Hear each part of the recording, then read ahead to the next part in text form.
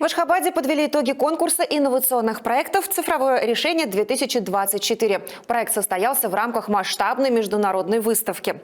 Молодые специалисты, студенты и школьники показали лучшие разработки в области передовых технологий.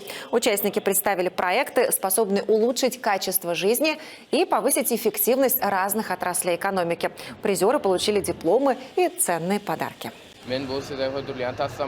Название моего проекта – «Интеллектуальное судно», которое собирает пластиковые отходы в воде и управляется через цифровую систему. Управлять судном можно через приложения на телефонах или планшетах. Особенность этого устройства в том, что оно может работать на солнечной энергии в море, а также в него установлены датчики для измерения скорости ветра.